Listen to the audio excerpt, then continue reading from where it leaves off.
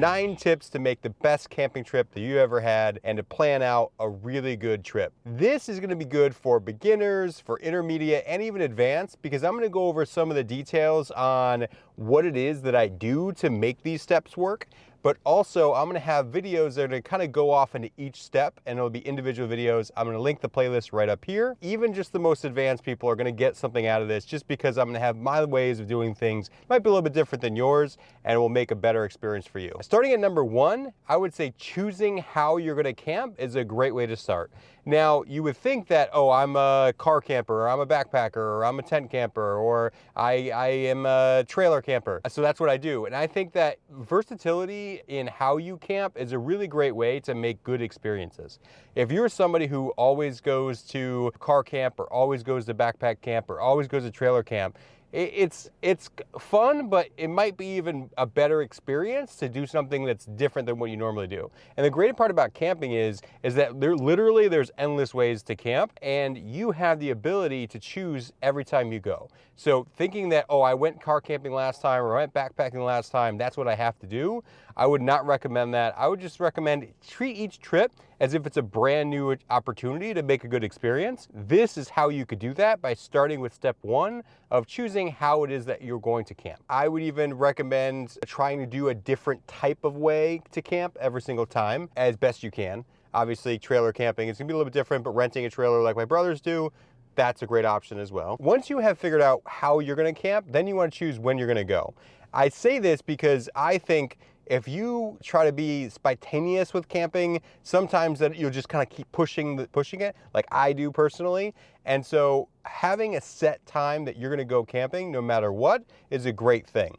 Also, once you've chosen how you're gonna camp, when you're gonna camp is also gonna be relevant. It's definitely possible to go camping with a tent during the winter time, but it may not be the greatest experience.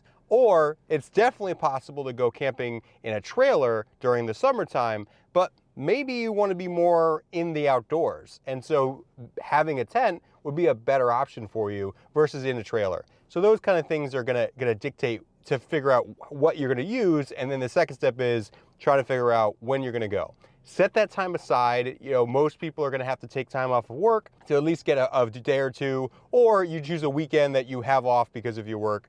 Or if you're self-employed, you just, you find a time that is best suited for whatever job that you have, or whatever business that you have. I personally like to set aside 2 weekends a month to go somewhere. It doesn't always work, especially during the winter time. I'm trying to fight the urge to not go, and so that's something I'm working on, but you should always be going as much as you possibly can. Hey, this video is brought to you by subscribing. Subscribing is a really good way to indicate that you are enjoying my content and I want to see more. And this also is going to help others find my content as well. The more people that subscribe, the more the YouTube algorithm is going to be like, oh, this is a good channel and more people need to see it. If you want to support more people seeing what I do, go ahead and hit that subscribe button. It'll really appreciate it. Now back to the video. Now that you have choose how you're gonna camp, when you're gonna camp, you have to choose where you're gonna camp. And this is going to be tricky for some people, but pretty easy for others. And so really the things that I like to do is find areas that I haven't recently been to and or have never been to before. Now, this last couple of years, I have been traveling a lot. As you can see on my channel, I've been to quite a few places. I've had this year alone, I've done upstate New York, I've done Virginia, I've done Nova Scotia. It's where I think I might enjoy the best. And each area that I go to is gonna dictate kind of how long. So however long you're planning on taking needs to kind of correlate to also where you're gonna go. The shorter time that you have, I would recommend trying to stay close because you wanna get the most out of that location. And then the longer time you have, you're gonna be going to longer places. When I have a week off, I'll take off during the summertime and I do these road trips around large areas. And then when I have a weekend off or 2 days off, I go to kind of local areas, Vermont and Massachusetts, kind of these areas that are close by. One of the tips that I have for choosing where you go is every time I have a trip, I actually create a guide within my Maps app. I have iOS and a Mac, so I don't know if other map apps have this, but the Apple Maps app has something called guides, where you can go in and put in a group of locations into one guide. And what I'll do is I'll name the guide or when I'm going to go, and then I go in and I put in all the spots. And so it allows me to be able to correlate kind of location and kind of distance and all that kind of stuff and kind of what I want to do. And the greatest part is that when I'm planning that trip, if something happens, or if I'm looking at it being like, oh, I want more time, or maybe this doesn't really make any sense. So then what I'll do is I'll save that guide, and maybe I'll choose a different time off. I'll get more time off, or, oh, it's gonna be too short, so I'll get a shorter time off. And so I'll kind of correlate those things. So group where I'm going to how long I'm gonna be gone, and then make those things work. The next step number 4, is to then check the weather. I know a lot of people like to check the weather and then kind of, dictate when they're gonna go, how they're gonna go, all that kind of stuff. I put it at number 4 because if you're gonna be camping, especially at any frequency, weather is gonna happen no matter what. You could literally have a forecast of 67 degrees and sunny, and then it rains and it's really cold. It happens. So trying to plan around the weather is not a great thing. But knowing what weather is possibly going to happen is going to give you a relatively good idea about what you need to bring. And so it's really important that you check the weather. With the weather, you're going to be able to dictate how it is that you're going to experience this. Do you need shorts and a t-shirt? Do you need long sleeves? Do you need puffy jackets? Do you need hats? Do you need nice comfy socks? Is it going to be raining? Do you need rain gear? Bringing everything every time is not a good thing. It just, even if you're anywhere from backpacking all the way up to trailer camping, if you have too much stuff in the area that you're in, you're just not going to have a good experience. So checking the weather gives you an idea about what you're going to be experiencing, and then you can calibrate the things that you're going to bring when you have that information. Then plan your meals. This is something where it's not going to be for everyone, because some people like to be spontaneous. Some people will go to restaurants. Some people will cook a 5-course meal on a fire in the middle of nowhere. That's all fine and dandy, but realistically, let's meet in the middle on this.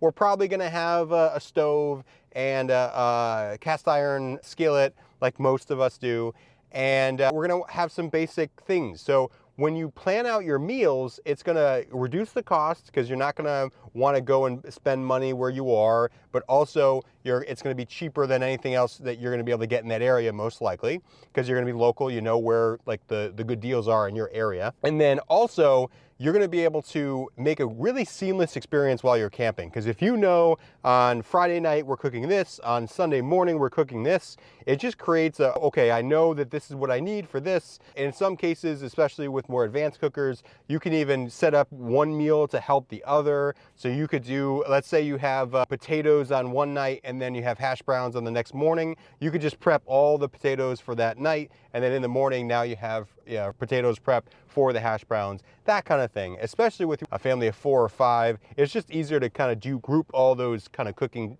stuff together. And also, while you're in the middle of nowhere, you have bugs and possible rain, and this is where that knowing the weather comes into play, because let's say you might need a overhang where you are because you know it's going to be raining the whole time. If it's going to be raining, you should still go, because that experiences, I have personally experienced so much really cool stuff when it was cold and rainy. It was still a great time. Knowing what you're going to cook, how you're going to cook it, planning all that out is going to be super crucial to having a great experience. Number 7. So this one is just more of a suggestion overall, is have fun, take your time, do things that are going to be a good experience for you.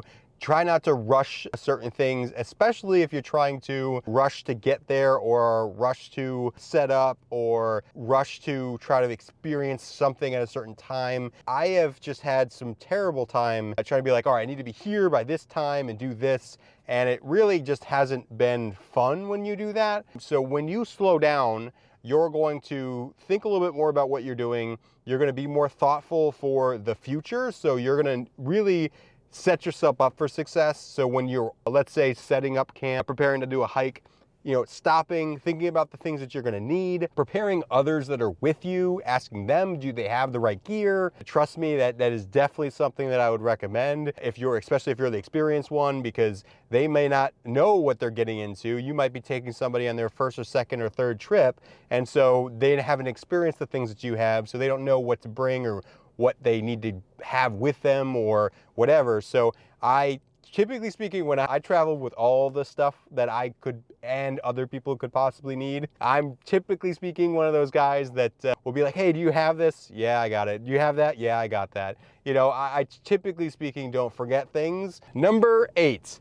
Have a plan on what you're gonna do while you're camping. It doesn't have to be a lot of stuff, but have an idea. If it's going to be hanging around the fire during the day because it's cold or just because it's fun or you want to hang out with your buddies and talk, then have that as a plan. And know that it might get a little boring. You the fire, go for a hike, and then come back around the fire. Kind of split something up. So you don't have to have a lot of things on your list, but have something to do. Some people will legit just have a terrible experience because all they did was sit in their tent and it was raining all day and they weren't that, you know, it wasn't that stimulating, so they don't care and they just stopped.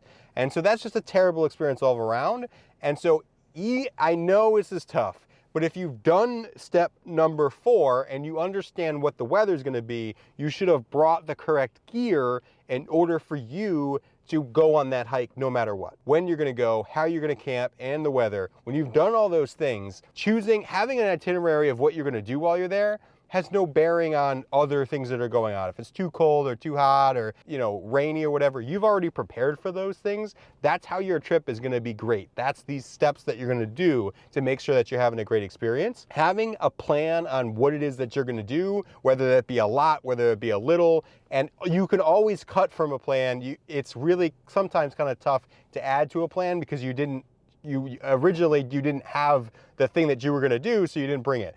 For example, if you're going to a place that has a lake and you want to take out a kayak, but you didn't book one, or they don't rent them or something like that, and you didn't bring yours, then that's not a great experience. So knowing what it is that you're gonna do, doing a little bit of research about the place is really gonna allow you to be able to have a great experience. All right, and number 9. Okay, so number 9 I think is probably the most important out of all this, and this is having the right equipment and creating checklists. So once you've gone through all of these steps, you've figured out how you're gonna camp, you figured out where you're gonna go, you figured out what spot you wanna go to, you check the weather, you've packed accordingly, you have your meal plans. Did I talk about pack accordingly? Kind of grouped it all into one. I'll just do that. At the end of this trip, what you want to do is create checklists based upon, especially if you're first or second time. I always make a note while I'm on the camping trip of things that I wish I had, or things that I absolutely didn't use, or it was an incumbents, or something I need to fix too was a really nice one to have. Like, oh, maybe I'll put that over here, not there this time. And when you're on your camping trip, you tend to not want to like go and fix stuff. Now, if you're living in your car full-time or full-time van life, that's a whole different thing. You kind of always have to do that. But if you're car camping, tent camping, trailer camping, backpacking even, there's always an opportunity to kind of improve, especially because you're only going for, let's say, a day, 2 days, 3 days a week, you know, so it's going to be a little bit different. You're always in it. And so it's good to have those checklists so that if you, let's say, go 3, 4, 5 months in between trips, you're not forgetting the things that you had learned on your last trip. That I have found invaluable to how I have a great experience every time I go camping, because when I have that checklist before, I'm getting all the right things. What I like to do, a little personal tip, is I like to have a night before checklist and a day of checklist. So these are things that on the night before, I make sure I charge all my batteries and put water in the tanks and check the car and do all just the general things that don't necessarily need to be done on the morning of, and also shouldn't really be done the week before. So I just do the night before when I get home from work, or if I'm off that day, I'll try to just do it throughout the day. And this allows me to prepare for that trip really, really well. And then on the day of, I have a checklist to make sure that I have all the things I need for that trip, because I've done all the prior steps to make sure that I have built a list of things that I'm going to use. I'm going to use that great information to make sure I pack all the things when I go on my trip. Then when I come back, I will check that checklist off and say, all right, I have all these things back into my garage or my basement, whatever it is. And then also I will see, all right, what did I not use? What did I use? And how do I cut? This is a very popular tool in backpacking, extremely common for people to figure out, all right, if I went on this backpacking trip, what did I not bring at all? But I think this can be applied to literally all those other type of campings. So if you're in a trailer or car or tent, any of those options, you're gonna wanna try to have the least amount of equipment to do the most amount of experience. And so that is a great tool. It's gonna declutter how you're camping, and overall it's gonna make a better camping experience. If you like this content, go ahead and hit that like button. If you wanna hear more about what's going on, go ahead and hit that subscribe button. I'll see you in the next one.